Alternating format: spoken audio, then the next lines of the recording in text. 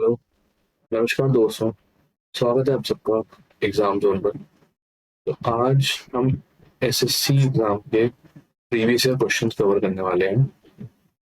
आइए शुरू करते हैं। सबसे पहला सवाल है, the original founder of the manuscripts and editor of Kautilya's Arthashastra was. Kautilya जी की जो किताब थी अर्थशास्त्र, उसके अर्थशास्त्र के एडिटर कौन थे? तो पहले तो ये देखेंगे किताब मिली कब थी। तो ये किताब मिली थी 1905 में और उसको डिस्कवर किया था आर रमा शास्त्री ने। आर रमा शास्त्री जी ने इस किताब को डिस्कवर किया था और 1905 में इसका पहला पब्लिकेशन हुआ था। उसके बाद 1909 में इसका संस्कृत एडिशन जो है वो पब्लिश किया गया था और 1915 में इसका इंग्लिश एडिशन आया था। तो यहाँ पे हमारा आंसर हो जाएगा ऑप्शन 3, आर रमा शास्त्री। अगला सवाल है, from which among the following rulers has the government of India borrowed and adopted its symbol? Government of India ने इनमें से इन चार में से कौन से रूलर से अपने जो सिंबल्स है वो अडॉप्ट करें? तो इंडिया का जो सिंबल है नेशनल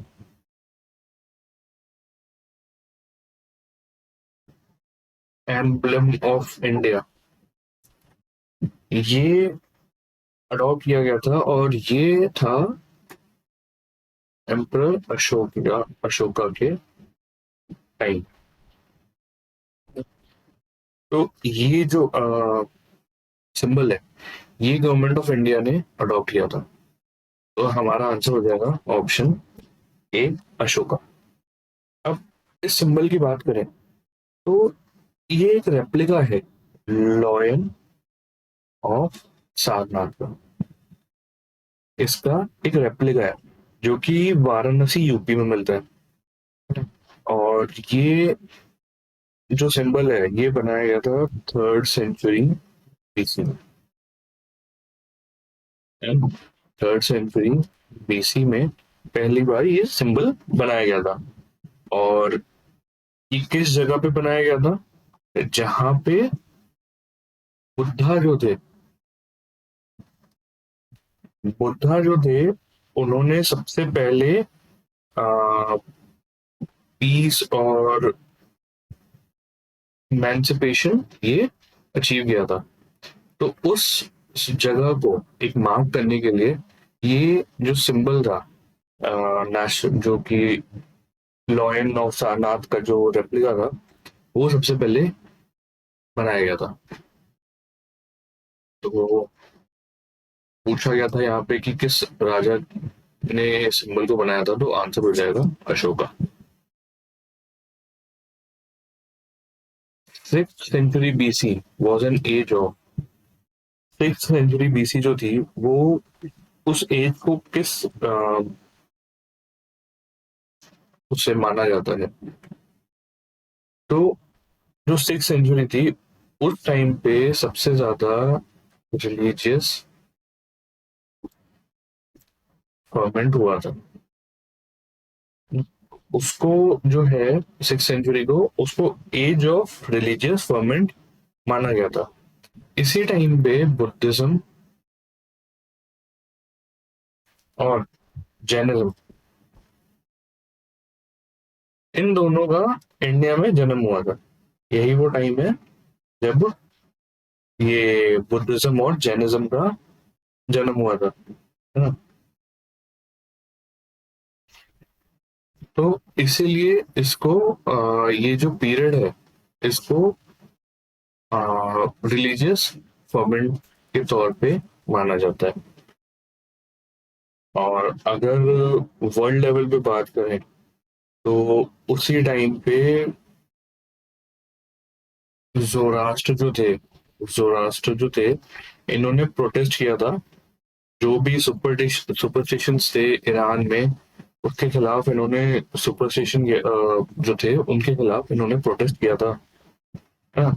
और हेराक्लिटस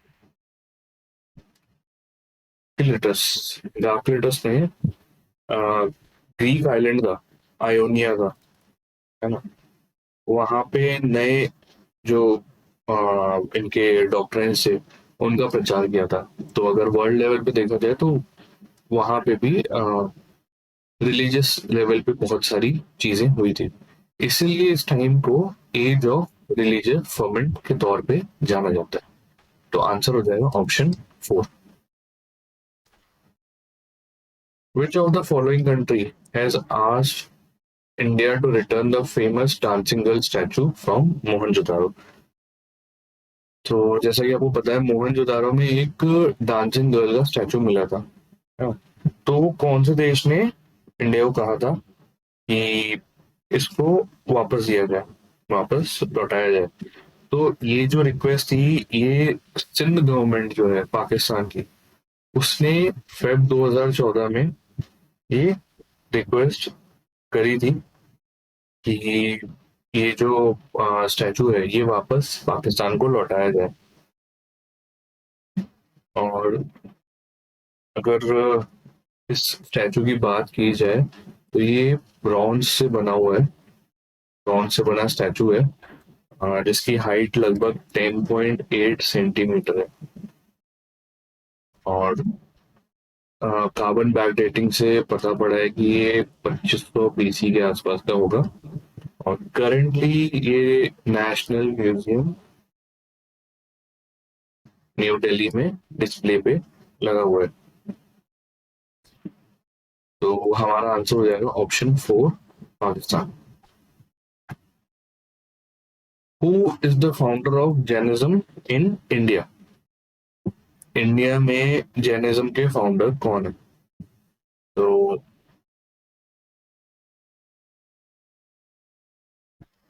अगर जैन स्क्रिप्चर्स का माना जाए तो जो 24 तीर्थंकरा जो थे, 24 तीर्थंकरा जो कि लास्ट भी थे, है ना, 24 कह लीजिए या लास्ट तीर्थंकरा कह लीजिए, वर्धमान महावीरा, वर्धमान महावीरा, इन्होंने जैनिज्म को जैनिज्म की नींव रखी थी। और ये हुआ था 6th सेंचुरी बीसी के आसपास, है ना। उस टाइम पे इन्होंने जैनिज्म का को इंडिया में फाउंड किया था। तो आंसर हो जाएगा ऑप्शन 2,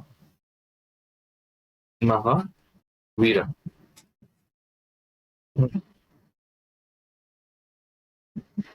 और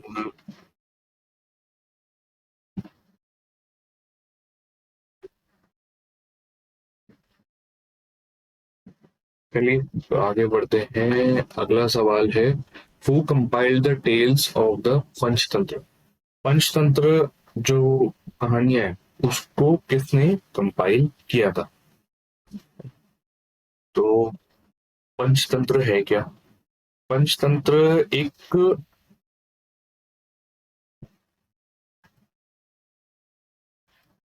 इंडियन कलेक्शन है ना, ऑफ इंटर रिलेटेड एनिमल, है ना, फेबल्स, या फेबल्स मतलब कहानियां होती है ना, उसका एक कलेक्शन है, ठीक है। एशियन इंडिया के टाइम पे ये क्या कहते हैं, ये स्टोरीज कंपाइल की गई थी। ओरिजिनली इन स्टोरीज का देखा जाए तो ये संस्कृत में थी, है ना। और ऐसा माना जाता है कि ये लिखी गई थी 3rd सेंचुरी बीसी के दौरान, है ना। उस टाइम की ये कहानियां हैं। और इनका जो कंपाइलेशन है वो किया था विष्णु शर्मा जी ने। विष्णु शर्मा जी ने इस पंचतंत्र की जो कहानी है इनका कंपाइलेशन किया था। तो ऑप्शन हो जाएगा option C, Vishnu Sharma. Ajanta caves were built during the period of, Ajanta caves थे वो किस साम्राज्य के मूल के दौरान बने थे? तो अजंता केव्स की अगर बात की जाए तो ये औरंगाबाद, महाराष्ट्र में है। हाँ, और ये एक बुद्धिस्ट केव मॉन्यूमेंट है। हाँ, ये एक बुद्धिस्ट केव मॉन्यूमेंट है। और इसका जो टाइम फ्रेम है इन केव्स का, ये माना गया है सेकेंड सेंचुरी बीसी से लेके 650 एडी तक के बीच का, है ना। इस टाइम फ्रेम में का ये केव्स है। और ये जो केव्स है ना, ये टोटल 30 केव्स हैं और ये बनी थी गुप्ता, मोस्ट मोस्टली जो केव थी वो गुप्ता पीरियड के टाइम पे बनी थी। तो हमारा आंसर हो जाएगा option A, Gupta dynasty. Which of the following was the backbone of Indus economy? Indus economy का बैकबोन, जो मेन बिजनेस था वो क्या था? इंडस इकोनॉमी अगर हम देखें, इंडस वैली सिविलाइजेशन का, तो उस टाइम पे जो मेन कह लीजिए काम था वहाँ उस टाइम पे लोगों का, वो था एग्रीकल्चर। एग्रीकल्चर इंडस सिविलाइजेशन का मेन ऑक्यूपेशन था, है ना, बिजनेस कह लीजिए। तो इसलिए माना जाता है कि यही बैकबोन है ऑफ इंडस इकोनॉमी। और उस टाइम की अगर मेजर क्रॉप्स की बात की जाए, मेजर क्रॉप्स जो थे वो थे बार्ले, वीट, है ना, ये कुछ मेजर क्रॉप्स थे। और अगर देखा जाए तो ये इन क्रॉप्स का all over the world export भी किया जाता था, एक्सपोर्ट भी की जाती थी ये क्रॉप्स। तो वो हमारा आंसर हो जाएगा option A, agriculture. The author of अर्थशास्त्र वाज अ कंटेम्पररी ऑफ, अर्थशास्त्र के ऑथर कौन थे?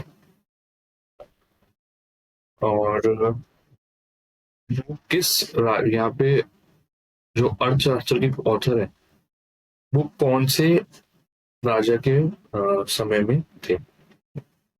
बेसिकली ये सवाल पूछा गया। तो पहले तो अर्थशास्त्र के जो राइटर थे वो थे कौटिल्य। कौटिल्य या इनको विष्णुगुप्त नाम से भी जाना जाता है। ये उस अर्थशास्त्र के इस बुक के राइटर थे। ये बुक बेसिकली जो है ये स्टेट क्राफ्ट, इकोनॉमिक पॉलिसी और कह लीजिए मिलिट्री स्ट्रेटेजी, इन सब चीजों का एक कंपाइलेशन था कि कैसे वर्क करनी चाहिए, आपको इकोनॉमी को कैसे संभालना है, इकोनॉमिक पॉलिसी कैसे बनानी है, मिलिट्री स्ट्रेटेजीज कैसे वो करनी है, आपको डेवलप करनी है, वो सब इस बुक में लिखा गया था। और कौन सी लैंग्वेज में लिखी गई थी ये बुक? तो ये लिखी गई थी संस्कृत। और जैसे कि हमारे यहाँ पे पूछा गया कि उस टाइम पे राजा कौन थे, तो वो राजा थे चंद्रगुप्त मौर्य। इनके टाइम पे ये बुक लिखी गई थी। और लिखी किसने थी? कौटिल्य या विष्णुगुप्त। तो हमारा आंसर हो जाएगा option B, Chandragupta Maurya. Which of the following was the book written by Amoghavarsha the Rashtrakuta king? Amoghavarsha ji ने कौन सी किताब लिखी थी? तो उस किताब का नाम पूछ रही है। तो यहाँ जो किताब की बात हो रही है, ये थी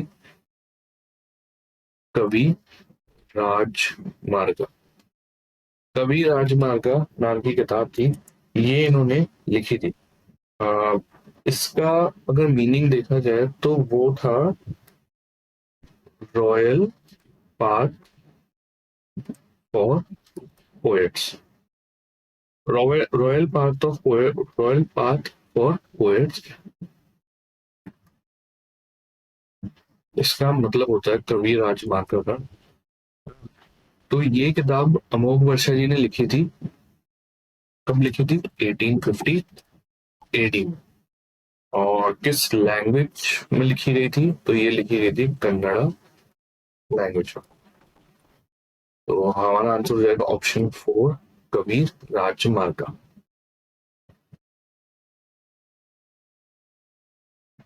Who among the following was not a member of the drafting committee of Indian Constitution?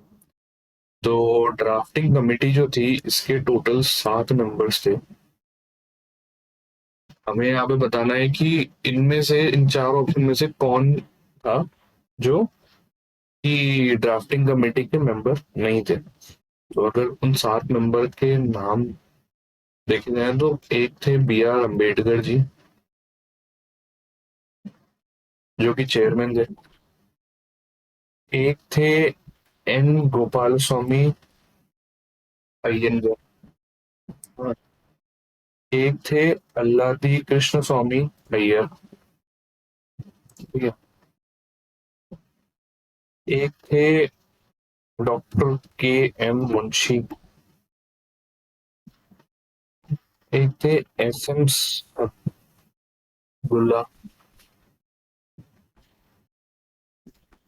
एक थे एन माधवा राव, जिन्होंने बी एल मित्तर जी को रिप्लेस किया था।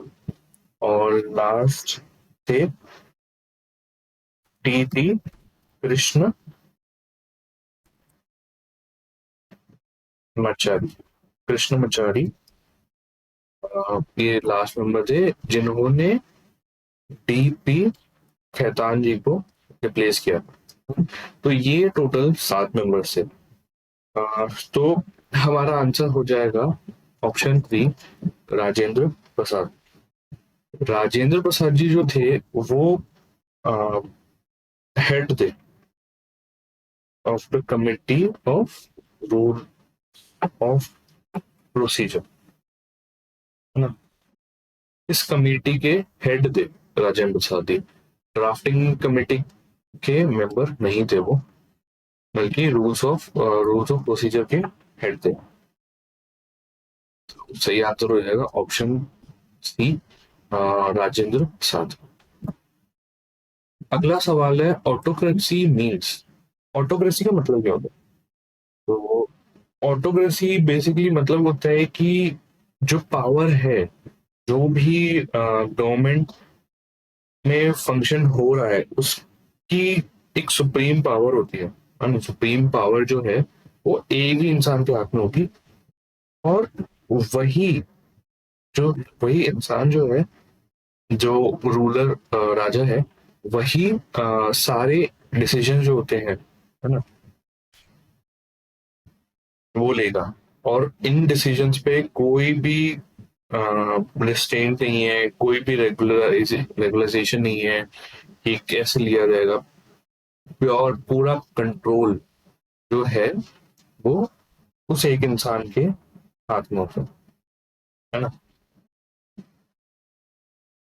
ये डिक्टेटरशिप कह लीजिए, उसके तरीके से भी माना जाता है इसको। समवॉट सिमिलर भी है उसके उससे। तो यहाँ पे जो ऑप्शन दिए हुए हैं उनमें से हमारा सही जवाब होगा option 3, absolute rule by one.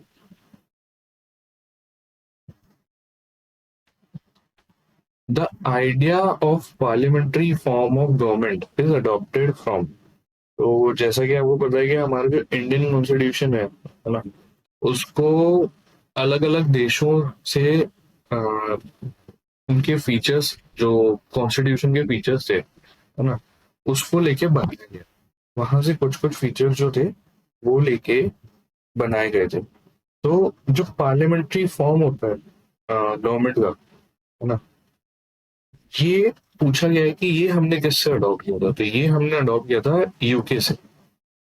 United kingdom से जो पार्लियामेंट्री फॉर्म है, जो सेंटर और स्टेट दोनों का जो फॉर्म है पार्लियामेंट का, उसको हमने यूके से अडॉप्ट किया था, है ना। जो कैबिनेट गवर्नमेंट वाला जो मॉडल होता है ना, वो यूके से अडॉप्ट किया गया था। तो आंसर हो जाएगा ऑप्शन बी, यूके।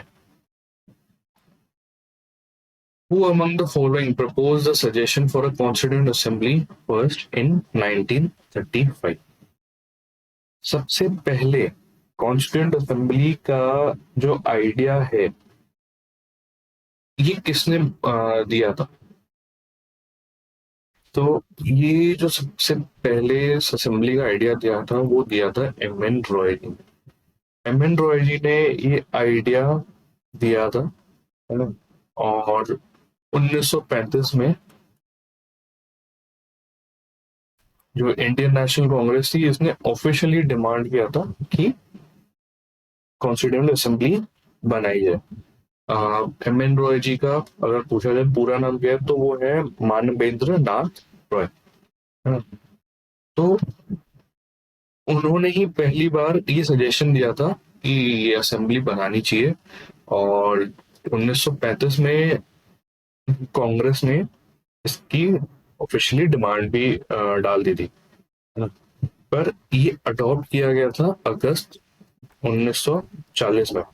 अगस्त 1940 में इसको एक्सेप्ट किया गया था, इस डिमांड को। पर इसका कॉन्स्टिट्यूशन कब हुआ? 1946 में, अंडर कैबिनेट मिशन प्लान, है ना। तो आप देख लीजिए 1934 1935 से ये डिमांड डाली गई थी, और बंदे बंदे 1946 हो गया। और ये वही असेंबली है जिसने इंडियन कॉन्स्टिट्यूशन ड्राफ्ट किया था। तो यहाँ पूछा गया कि किसका आइडिया था, तो ये आइडिया था एम एन रॉय जी का, option 4। Name the country from which constitutional features of procedure for amendment was borrowed. तो कॉन्स्टिट्यूशन में जो अमेंडमेंट करने होते हैं, वो जो आइडिया है, वो कौन से कंट्री से, हम के कॉन्स्टिट्यूशन से हमने बोरो किया। तो ये जो है प्रोसीजर, ये जो फीचर है कॉन्स्टिट्यूशन का, ये हमने बोरो किया था साउथ अफ्रीका से, ऑप्शन 3। और अगर पूछा जाए ये आर्टिकल कौन सा है, तो आर्टिकल 368। आर्टिकल 368 में इस ये जो प्रोसीजर है इसका डिस्क्रिप्शन है। और पार्ट 20, है ना, पार्ट की बात की है तो 20 है, आर्टिकल 368। और एक और चीज जो हमने साउथ अफ्रीकन कॉन्स्टिट्यूशन से बोरो की थी, वो थी इनडायरेक्ट इलेक्शन। जो राज्यसभा मेंबर्स का होता है, इनडायरेक्ट इलेक्शन जो होता है ना, direct election of Rajya Sabha members, वो कैसे होगा, वो भी हमने साउथ अफ्रीका कॉन्स्टिट्यूशन से बोरो किया था।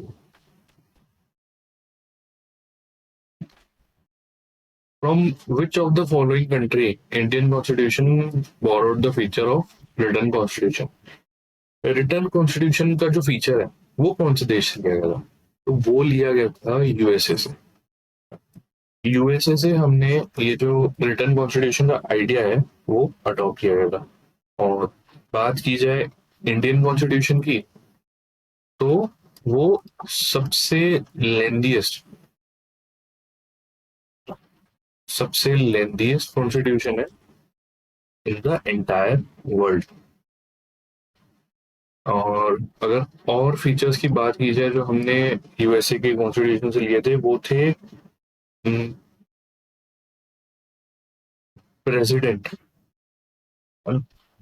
जो एग्जीक्यूटिव हेड ऑफ स्टेट होता है, ये जो भी इसमें इलेक्शन कैसे होंगे, कैसे उनको हटाया जा सकता है, ये सब हमने उस यूएसए की कॉन्स्टिट्यूशन से लिया था। Plus independence of judiciary, independence of judiciary ये इनसे लिया गया था। प्रोविजन फॉर फंडामेंटल राइट्स, ये भी इनसे लिया गया था। तो ये कुछ चीजें थी जो हमने यूएसए के कॉन्स्टिट्यूशन से ली थी। In which of the following acts the territorial division of governance in India was done? जो टेरिटरी वाइज जो डिवीजन था, है ना, गवर्नेंस का, वो कौन से एक्ट में किया गया था? तो वो किया गया था गवर्नमेंट ऑफ इंडिया एक्ट 1858 में। इस एक्ट को act for the good government of India इस नाम से भी जाना जाता है। और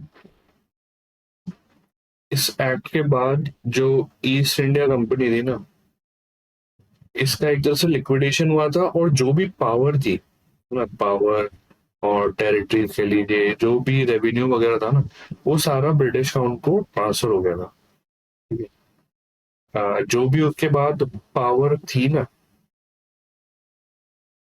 जो भी एक तरह से कह लीजिए इंडिया का जो गवर्नेंस हो रहा था, वो क्वीन ऑफ इंग्लैंड के नाम पे हो रहा था। ये सब इस एक्ट के बाद हुआ था। तो हमारा आंसर हो जाएगा option A, government of India act 1858। अगला सवाल है, by which of the following act the system of dyarchy was introduce at the centre? तो डायरकी सिस्टम जो है आ,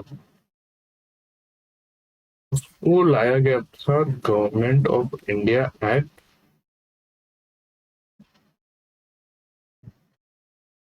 1935 के दौरान, है ना।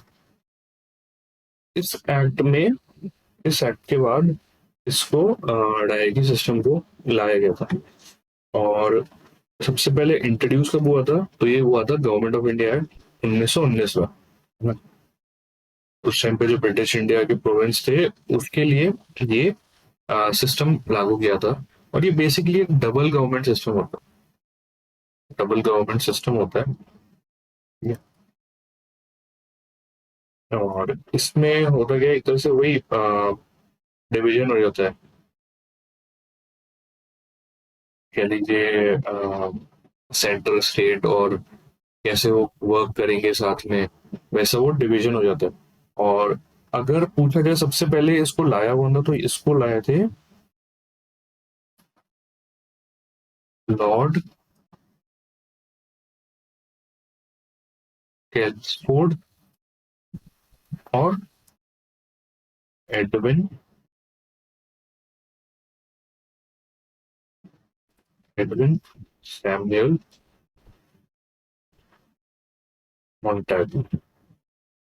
ये दोनों मिलके इस सिस्टम को, डायकी सिस्टम जो है ना, उसको लेके आए थे।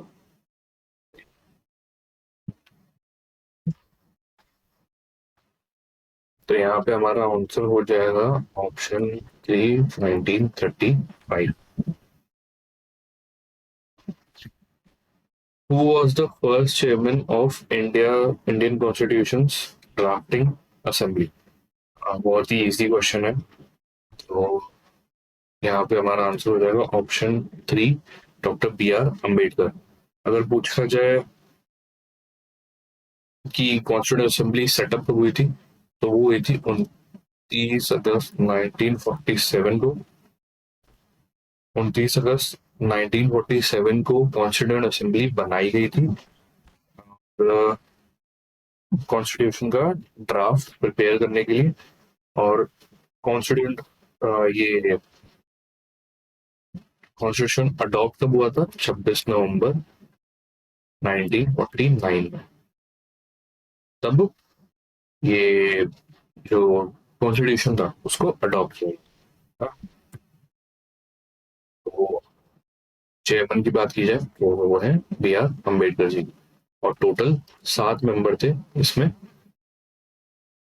इस कमेटी के। In which year constituent assembly started functioning?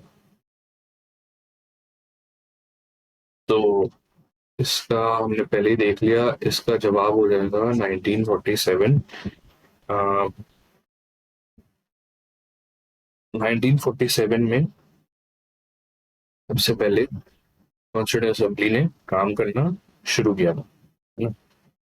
अगर सबसे पहली अनडिवाइडेड इंडिया की जो मीटिंग हुई थी उसकी बात की जाए तो वो थी 9 दिसंबर 1946। तब सबसे पहले जो कॉन्स्टिट्यूंट असेंबली है उसकी सबसे पहली मीटिंग हुई थी, और इसको बनाया गया था under the cabinet mission plan, है ना? इस प्लान के अंतर्गत इसको 16 मई 1946 को बनाया गया था। पर जो फंक्शनिंग है वो सबसे पहले 14 अगस्त 1947 में शुरू हुई थी।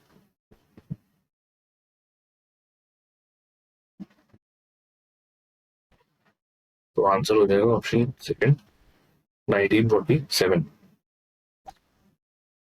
Electric current is measured using which of the following instrument? Electric current को कौन से उपकरण से मेजर किया जाता है? तो उसको मेजर किया जाता है अमीटर से। अमीटर का यूज करके इलेक्ट्रिक करंट जो है उसको मेजर किया जाता है, और अगर यूनिट पूछा जाए तो यूनिट हो जाती है एम्पियर्स। एम्पियर इसका कह दीजिए यूनिट है टू मेजर इलेक्ट्रिक करंट। अब कई बार जो लैब्स होती है उसमें बहुत हल्के हल्के जो करंट के जो फ्रीक्वेंसी होती है उसको मेजर करना होता है, तो उसके लिए जो लैब्स में यूज होता है वो होता है गैल्वेनोमीटर। गैल्वेनोमीटर का यूज करके जो छोटे छोटे फ्रीक्वेंसीज होती है ना करंट की, इलेक्ट्रिक करंट की, उसको मेजर किया जा सकता है। तो हमारा अगर ब्रॉड लेवल में पूछा जाए इलेक्ट्रिक करंट कैसे मेजर करते हैं, तो हमारा आंसर हो जाएगा ammeter, option A. Who discovered the first antibiotic? सबसे पहली एंटीबायोटिक का डिस्कवरी किसने करा था?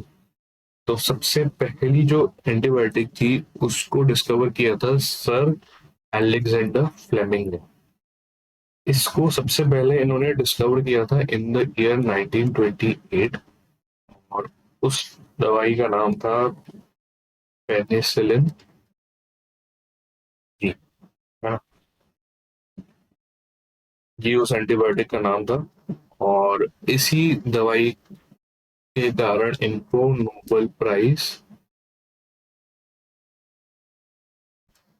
इन मेडिसिन मिला था इन द ईयर 1945।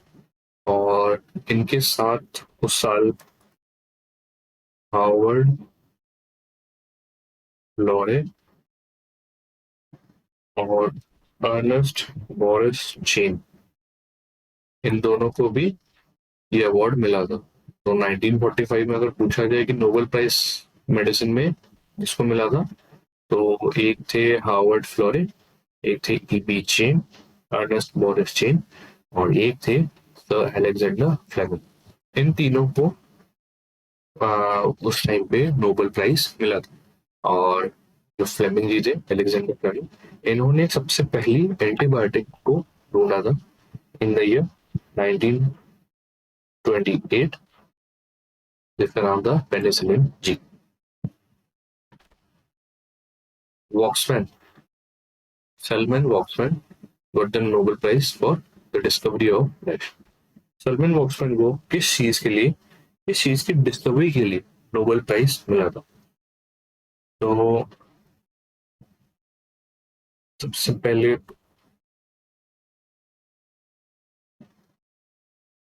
इनको जो है स्ट्रेप्टोमाइसिन नाम की दवाई है, इसके लिए इनको नोबेल प्राइज मिला था मेडिसिन में। और ये नोबेल प्राइज इनको मिला था 1952 में। इन द ईयर 1952 में सलमान वॉक्समैन जी को ये नोबेल प्राइज मिला था। और ये पहली एंटीबायोटिक थी जो कि टीबी को क्योर करने का जिसने काम करा था। सबसे पहली जो एंटीबायोटिक थी ना, जो इफेक्टिव एंटीबायोटिक की बात की जाए, तो सबसे पहली स्ट्रेप्टोमाइसिन थी। और इसको सलमान वॉक्समैन ने डिस्कवर किया था। ये एक माइक्रोबायोलॉजिस्ट थे, रशियन बॉर्न थे, है ना। इन्होंने सबसे पहले इसको ढूंढा था और जिसके लिए इनको नोबेल प्राइज भी मिला था इन द ईयर 1952। तो आंसर हमारा हो जाएगा option A, streptomycin. Radio activity was discovered by, radio activity किसने ढूंढी थी? तो रेडियो एक्टिविटी जो है ना, वो सबसे पहले ढूंढी गई थी इन द ईयर 1896, है ना। और ये एक एक्सीडेंटल डिस्कवरी थी made by the French physicist Henri Becquerel. Henri Becquerel ने सबसे पहले, जो कि फ्रेंच फिजिसिस्ट थे, इन्होंने सबसे पहले रेडियो एक्टिविटी को ढूंढा था। और ये एक एक्सीडेंटल डिस्कवरी थी। हुआ क्या था, इन्होंने एक यूरेनियम का पीस जो था, उसको एक डार्क डेस्क जो थी, ड्रॉर, उसके अंदर ड्रॉर में रख दिया था। तो वो जो ड्रॉर है उस पे क्या, एक इमेज बन गई फोटोग्राफिक प्लेट्स की, जिसके बाद ये डिस्कवरी हुई थी, है ना। हाँ। और इसके बाद जो मैरी क्वेरी मैरी क्वेरी और उनके हस्बैंड थे पियरे, ये दोनों भी इसमें इंटरेस्टेड हो गए और इन्होंने भी एक्सपेरिमेंट इस पे करना शुरू कर दिया। इसके बाद जब इन तीनों ने मिलके इस पे एक्सपेरिमेंट करे ना, तब इन तीनों ने मिलके रेडियो एक्टिविटी नाम टर्म का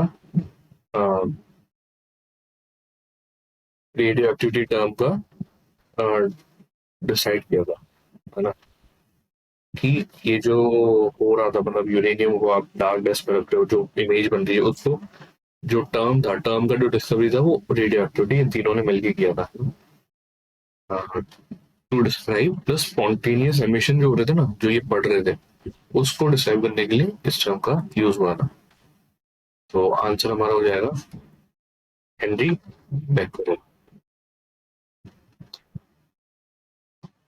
इसी के साथ आज की क्लास यही खत्म होती है। उम्मीद करता हूँ आपको पसंद आई होगी। तो अगर कोई भी डाउट हो तो कमेंट सेक्शन में जरूर बताइएगा। तब तक के लिए मिलते हैं अगली क्लास में। के लिए बाय बाय।